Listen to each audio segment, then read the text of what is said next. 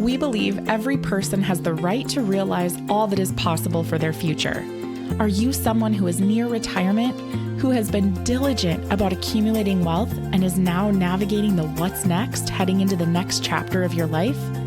Welcome to the Dream Architect Life podcast, where money and mindset meet with Brian Sweet and Brittany Anderson from Sweet Financial Partners. In this podcast, we aim to help shift your focus to the things you can control so you can put your money to work in turning your dreams into reality.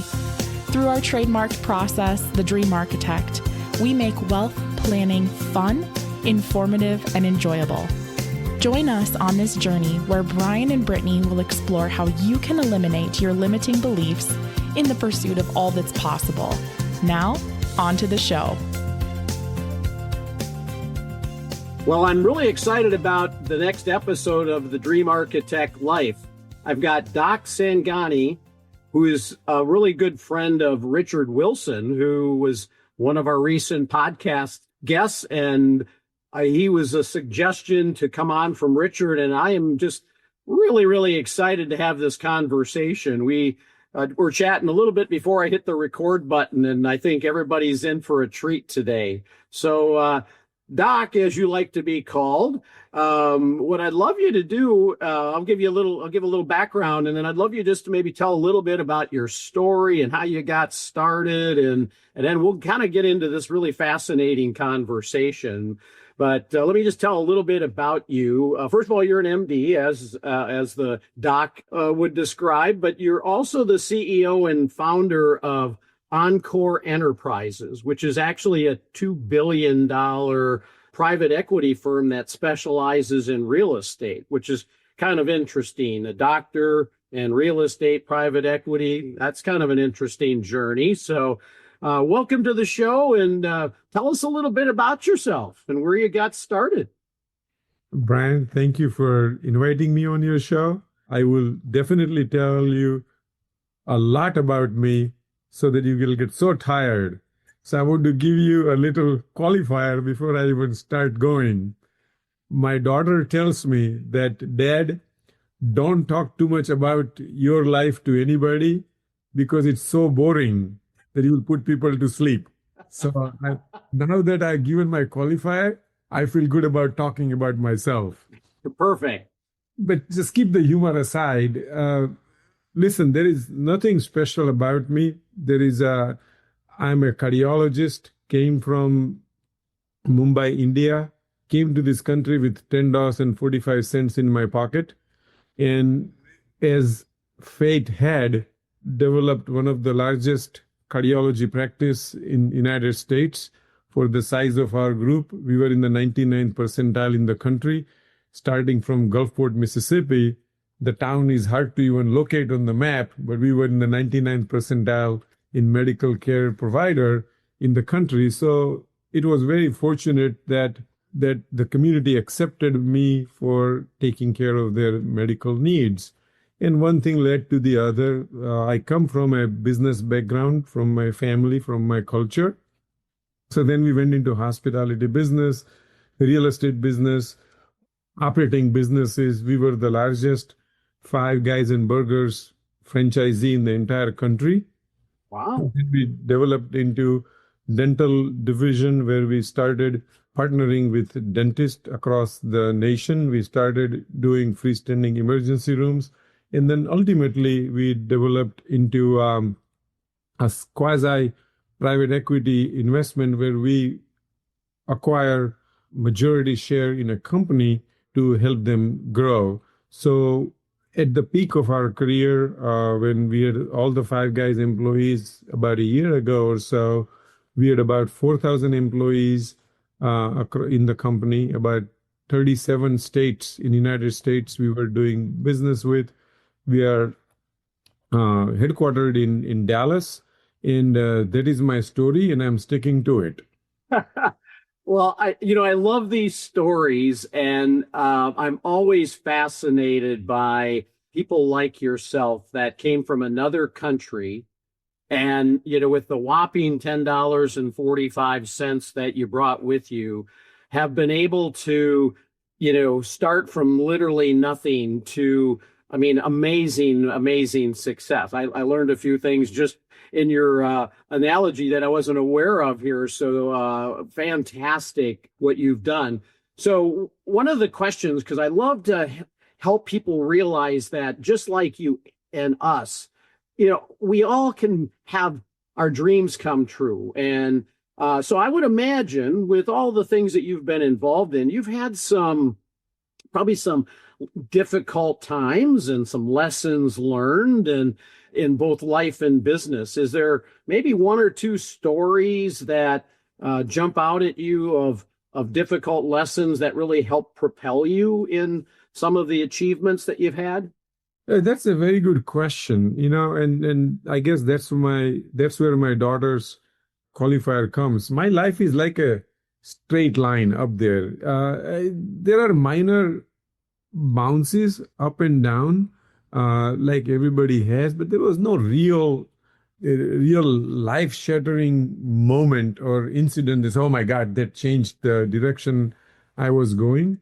I probably made most of the mistakes most people do, and maybe more. And whenever I go give a talk in 1,000 people auditorium or plus, I say, I have made more mistakes than all combined in this room. But I follow what Warren Buffett used to say.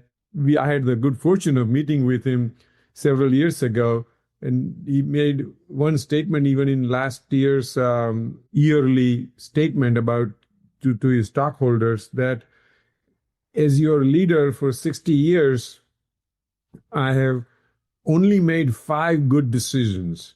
Everything else has been a bad decision. That means I've made 1 good decision every 12 years. But those 5 good decisions were so good that it overshadows all the failures I've had. So I can sit here and say the same thing that I learned from the guru and say, okay, as long as I make few good decisions, others are a wash. And I've been very fortunate. Some of the very few decisions that we have made have gone perfect, have gone way above the trajectory. There have been some instances like, real estate or whatever business. We are entrepreneurs. You know that very well, more than I do, Brian. We are, by definition, entrepreneurs are future predictors. They're trying to predict future. If we weren't trying to predict the future, we'll be either employee or manager. But entrepreneurs predict future, and none of us can predict future. So essentially, we are playing in an uncharted territory. And macroeconomic collapses, nobody's immune. Nobody's immune when the macroeconomy has issues. We have seen it. I've had my share of failures on it. But luckily, what we have done, and this is the second part, answer to your second part, that how does it help you when you go through failures, when you go through a time where things don't go your way? I think belief in what you are doing is probably the number one requirement of success.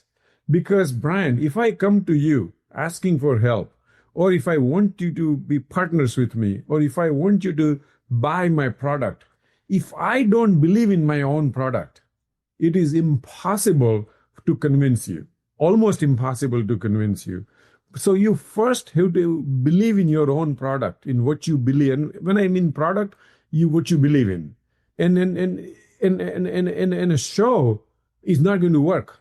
An act is not going to work. You truly have to have belief that no, what I am doing, what I am proposing, what I am selling, what I am telling to others is the way to go. Now, there may be other ways to get there, but this is the way that has worked for me. And if somebody stays with me, they will also be successful. So that's the number one lesson I learned, that you should not encroach on anything that you do not believe in 100%. Then, after believing 100%, you should give 100%. You can't just believe in something and think that the God will come and make it happen, because God has other people to take care of. God doesn't only have Doc to take care of. Doc has Brian. Doc has all these people who are listening to this show. So Doc says, hey, listen, son, you need to do your part and I'll be right behind you. So then we need to give 100% of the efforts in 100% of what you believed in. And last but not the least is if you always make it a win-win situation, generally the things would work. And then you leave it up to, if you believe in God, if you believe in power, if you believe in extraterrestrial controlling factor, whatever you believe in luck, I think you leave it up to that. Yeah. Well, what a great way to start the podcast. I really couldn't agree with you more. And let me kind of rephrase a couple of things that you said. So first of all, you got to have 100% belief. And I couldn't agree more. I think once you, it just kind of exudes out of you and people get that.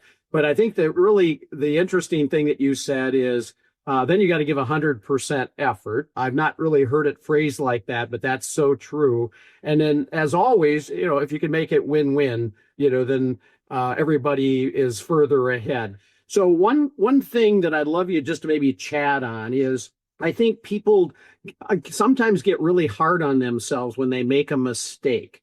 And, the way that you were describing mistakes, I always look at mistakes as either you're winning or you're learning. And I'm guessing the more mistakes that you make, the faster you feel like you're getting to the right answer. So maybe tell me how you use mistakes as a positive and not as a negative. Well, that's a very good question, by the way. And mistakes are generally a realization in retrospect. Because while we are acting, it's never a mistake, right? Yeah. You would not definitely do something knowing, oh, I'm going to fail here today, but let me do it because I want to fail. Nobody does that. At least not that anybody whom I know would do it. So mistake is a realization in retrospect. So then you go back and say, okay, circumstances are different today. If I had the same circumstances as I made the decision that particular day, would I make the same decision today? And if the answer is yes, then there's nothing to be afraid or ashamed about. That's perfectly fine. And if you say, no, this was the logical deficiency in my decision making on that particular day, then you go ahead and exactly what you just said, use it as a stepping stone to success.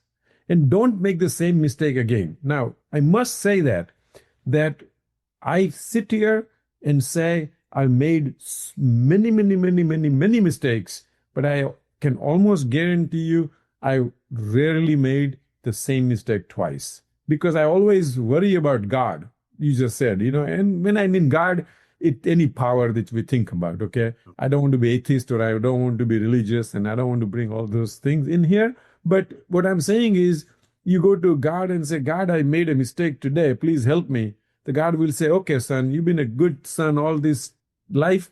I'm going to help you the first time around. Now, if you make the same mistake second time, you go to God and God say, God, please help me again.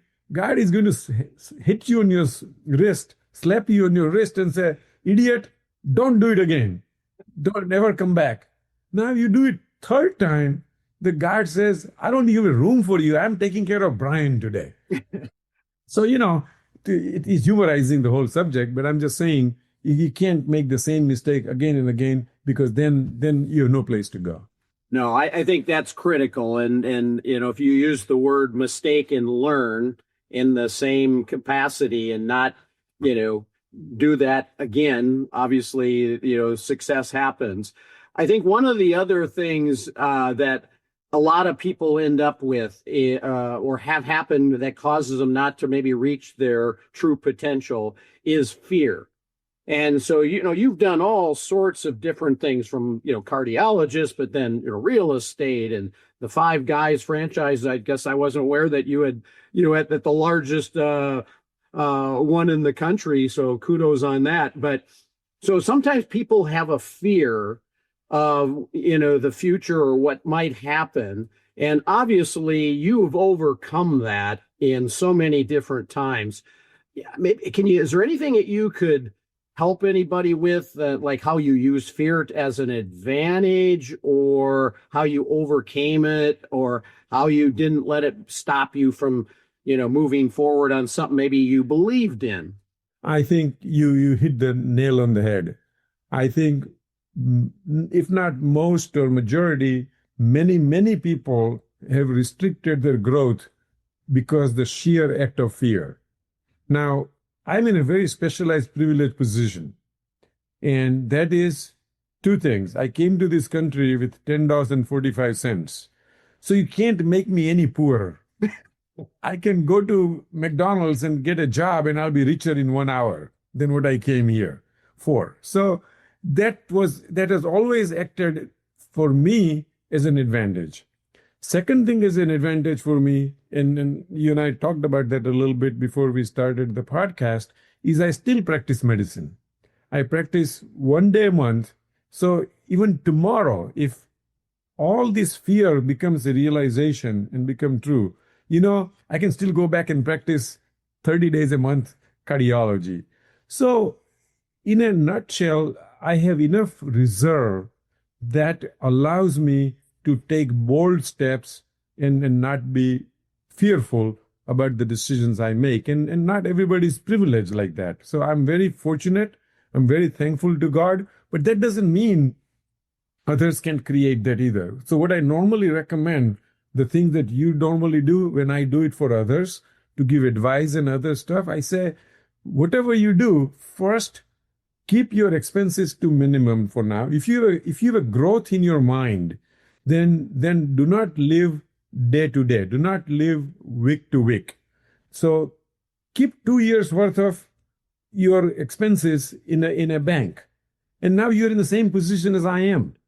If your expenses are low and if you have saved enough money for that will float you around for 2 years, you and I are now equal. So then the issue comes is, how do I fight the fear going forward? But now you're energized because you will not have a problem for 2 years and you can still maintain your lifestyle for 2 years. Now to fight the fear is now you need to create a business plan. And in the business plan needs to be two ways. One business plan should show what is the worst that could happen to you. And the one business plan should show you what is the best that could happen for you. Now you create those two business plans. You take the business plan that what is the best can happen to you, you tear it up and you put it in the garbage. The only thing you keep is what is the worst that can happen to you, and be prepared for it. So if these things happen, these things I'm going to do. As we talked, we have multiple businesses, and every business has a president. Every business has a leader. When the businesses don't go well, they don't call me. They go to their spreadsheet and say, if the business goes bad, what am I going to do? And then they act it. So I think if you are prepared to live for 2 years without any income, and if you have a business plan that tells you if things go worse, this is what you're going to do, I think you will be able to conquer fear very practically. It does not require a phantom mind, Yeah, really interesting perspective. And I think the key word is perspective. And I think some people, don't think about the worst case initially and, what could happen. And I think also, I'd love your input on this, is a lot of times people, give up when it doesn't go exactly the way that they wanted or in the time frame. And they don't look back at the progress that they've made. And if they went back and looked at the progress that they made, they probably have done a lot. It's maybe not exactly what they wanted, but they ought to be really proud and energized that they got from A to, maybe they didn't get to Z yet, but maybe, they're, 65% of the way there. So, use that as the motivator versus, not getting completely there. Because I think the big problem, and I'd love your perspective, is sometimes people set unrealistic timeframes to accomplish goals. And, you can get a lot more done in, 5 years than you probably thought, but maybe not as much in, 5 minutes. So anyway, I'll let you interject on that. No, I think you're very correct. I think You can't judge yourself as a snapshot every single minute of where you are. You need to judge yourself based on, am I on the right trajectory? Now, the best way to, again, make sure your business plan is going to work is not to blow your own bugle. You need to find a mentor, or you need to find somebody who is an expert in what you are going to do, which you are going to embark on for success. And that person should bless your plan. If somebody blesses your business plan who has been there, done it, I think your chances of failure are far less, because the guy who is successful will guide you the right way and say, whatever you are showing me is only happens in dream world. It doesn't happen in real world. Now go back and fix it this way so it becomes real, and then your chances of failure are going to be very low. So my biggest recommendation, people who are not used to certain way of doing things or certain businesses they want to embark on, or they are trying to conquer success and get in that ladder upstairs, is to find a mentor whom you can trust and who verifies your next 20 years of business plan. Hey, Brittany here. In case you hadn't heard, our latest book, Dream Architecture, is available for the taking. Think about it like this. What is your biggest, wildest dream of what retirement could look like? Not the dream that your friends have, or your parents maybe had, or your coworkers. Your best dream, the unreasonable one, the one that you might have trouble admitting even to yourself. So that is what the Dream Architecture book is about. Hop on over to dreamarchitecturebook.com so you can start dreaming big today. Yeah. I'd love to take off on that a little bit, because I would agree 100% with you on that. And I think part of the problem that maybe some people have is two things. One, they may feel like who could I have as a mentor? I don't know anybody personally that maybe is at a level I'd like to reach. And then secondly, maybe from your perspective, if they know of somebody, I think people are maybe scared to approach them for fear that they won't spend time with them. So maybe give me your input if somebody came to you, that you didn't know but was trying to get better. I mean, I think anybody that's had a level of success probably is really attracted to somebody that is trying to get, to the next level. So your thoughts? No, that's a very good question. It's very hard to find a true mentor. And again, I'm not trying to sell you or anything, but that's what prompted me to create my mentorship program. So if you go to www.bharatsangani.com, you will see my mentorship program, where certain group of people I would take on personally and then help them grow their businesses. But put that aside, I think you must do that homework, and you must find 50 people, 100 people in that particular industry or area that you are going to embark on. And you need to start sending them emails, start sending them letters, start calling them. I promise you, if you keep doing this every single day till you find one person, you will find one. I'll just give you a simple example. I don't want to take too much of the time, but this was just about 2 to 3 years ago.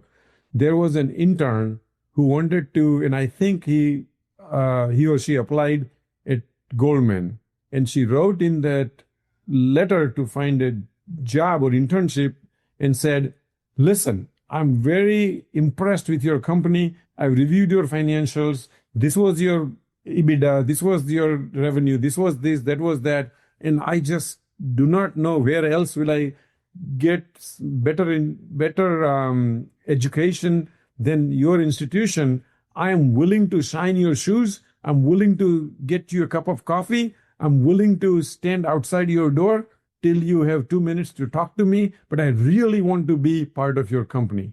When she wrote that letter again went viral.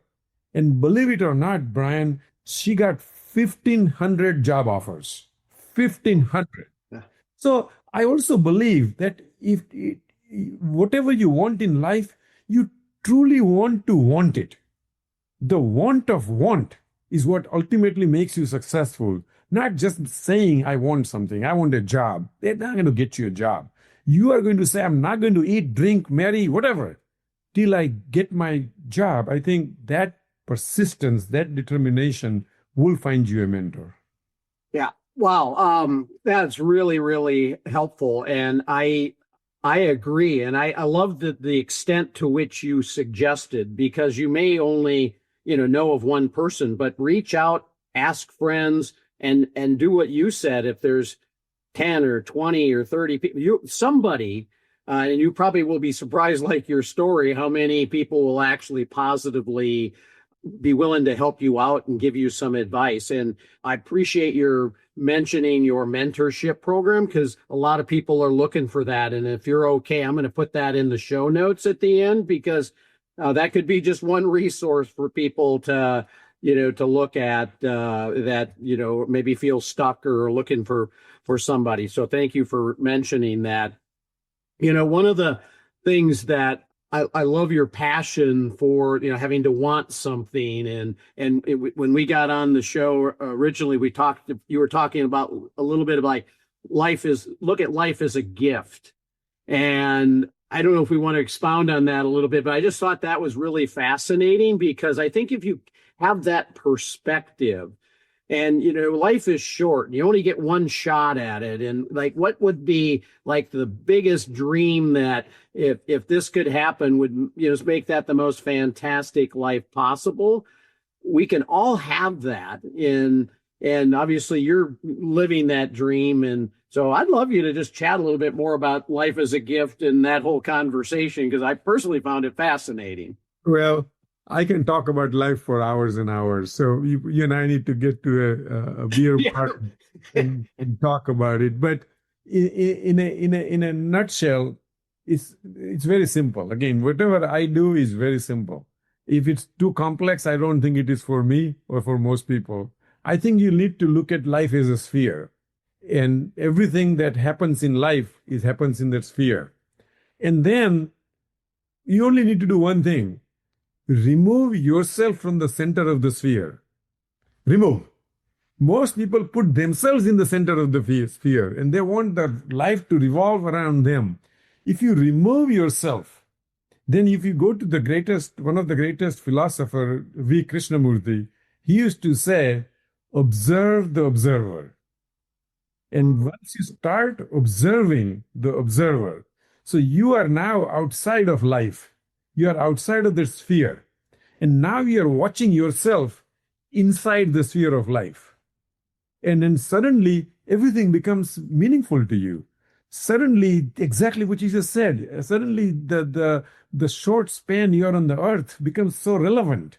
Suddenly you think that your value in the world, as you and I were talking about, the world was there before you came, world will be here after you came. You are just here to celebrate your gift.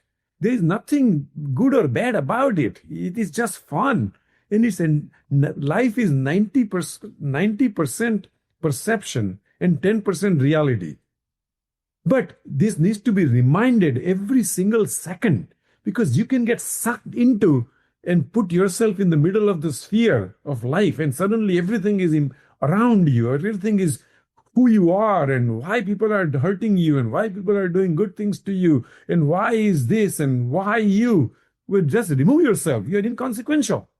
Just enjoy Brian's success. You don't need to compare Doc's success with Brian. If Brian is successful, you say, wonderful, what a great guy. Suddenly there is no fear, there is no worries. So it's the simplest way to look at it, but try it out, and then life becomes fun. Oh, and that probably is the highlight of this talk today. Part of also the problem with people is they think life is complicated, or they make it complicated. And, your word, keep it simple. Well, you can keep anything in life simple. It just seems like it goes much smoother. And your comment about be the, observe the observer, it made me think of a saying, you can't read the label when you're inside the jar, really applies. So if you remove yourself, that's the same scenario. So just amazing advice. So, and we were talking earlier about a friend of ours that, his motto in life is the word ELF. He wants to make it easy, lucrative, and fun. And I think just your wisdom on, the simple, removing self from the sphere can also help you get there quicker. So fascinating. I would love to spend whatever time after the podcast on just that topic, because it would be fascinating. So what I'd love to do is maybe chat on one thing. And I think part of people's success is the word value, or their value alignment in what they do is critical. So maybe a little commentary on just how you view values and as it applies to reaching your goals or your dreams. If you've got any thoughts on that. Oh my God. I mean, there's nothing more important than you need to have your basic principles. Now, if you make too many principles in life, that also becomes very complicated. So you need to keep, again, simple. And in my mind, the basic principle is integrity and honesty. And if you just maintain that, and I have one single requirement to have any relationship or any business relationship or personal to go forward is always do what you said you would do when you said you would do. I do not want to maintain a relationship with anybody who doesn't do that. Now, I've been married for 42 years, and you know how things go in marriage. So you have to surrender over there and accept that whatever she says is always correct, but and she never misses a deadline. But then you have 42 years of fun. But besides those kind of relationships, or your children, you can never undo a child-parent relationship, right? So you surrender there. That's a whole different discussion how I use surrender as a weapon.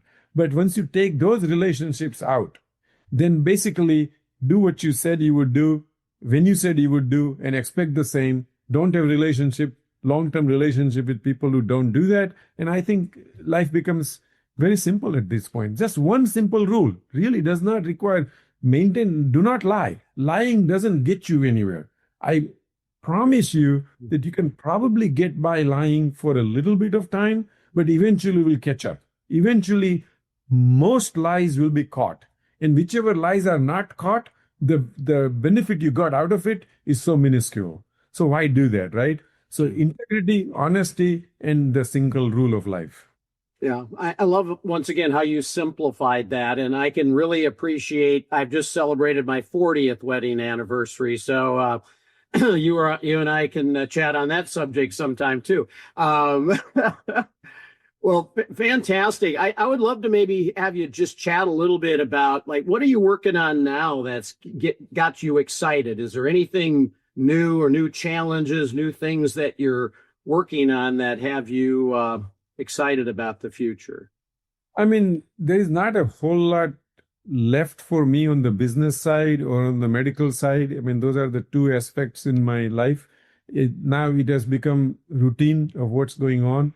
The next segment of my life is primarily be determined or will be based on how I can help people. And that's where the mentorship program started. Now we used to call it mentorship program, and it's available on bharatsangani.com. But now we just rebranded it, and it's called Life RX. Life RX, okay. Yes. I love that. It's going to roll out over the next 2 to 3 months. The entire marketing team, entire team is working on it. And if everything goes right now I'm giving about 10% of my time to mentorship program. But in 2026, I am hoping that Life RX will get 80% of my time. And hopefully I can bring value to other people's lives. Only time will tell whether I have anything to offer to the world or not. But I would love to leave a legacy after I'm gone. There is something there people can cherish, enjoy, and then celebrate. Yeah, I will keep me in the loop on when